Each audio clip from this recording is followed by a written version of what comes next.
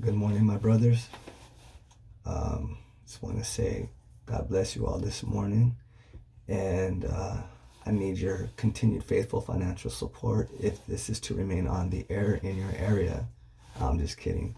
Um, so, my devotion today is the fear of the Lord is the beginning of wisdom or knowledge.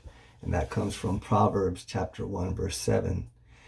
And so, having until we're able to understand who God is and develop a reverential fear of Him, we cannot have true wisdom. And so I want to talk about revel, reverential fear. And that doesn't mean that we're scared of who God is. After all, believers are not to be scared of who God is. We have no reason to be fearful or scared because of who God is. Furthermore, we have His promise that nothing separates us from His love. And so, reverential fear or the fear of God is respecting Him, obeying Him, it's submitting to His discipline. Yes, I said discipline. And of course, we don't like that word discipline. Matter of fact, we don't like discipline, period. But it is necessary, and I thank God He disciplines us. And also, it's submitting to His discipline and worshiping Him in awe.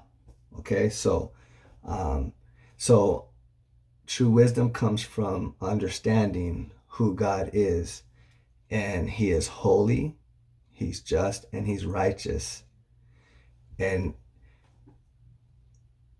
I got a simple definition. I looked up the word science, and the reason why I looked up the word science is because when when when you talk about science, like I was talking to a young girl, she's 17, and her parents are Christians. Well, they claim to be Christians; they're professing believers, but yet she is an atheist, according to what she's telling me. And this happened this past Saturday on Adopt a Blog, and so she don't want to hear anything I had to say about Christianity because uh, it leaves a bad taste in her mouth of how she's been treated. So she's been hurt in a particular church. So for the sake of time, she said she believes in science, and I said, do you know that science is knowledge? It means knowledge. And she says yes. And I said, well, um, in order to have knowledge, you can't have knowledge without borrowing from the Christian worldview, because the Bible talks about the fear of the Lord is the beginning of wisdom or knowledge. So what you're doing is borrowing from the Christian worldview. And I said, I'm not here to debate with you, but I want you to know this is that you want to you believe in science, so you believe in creation, but not the creator. So things like that is what she was saying. And so at that point in time, it shut her down. And so I said, I'm not here for a debate. So I want to talk to you about why God sent His Son Jesus. And I got right to it. She was willing to listen. So, anyways, science is knowledge. And so the simple definition is the pursuit and application of knowledge and understanding of the natural and social world following a systematic methodology based on evidence.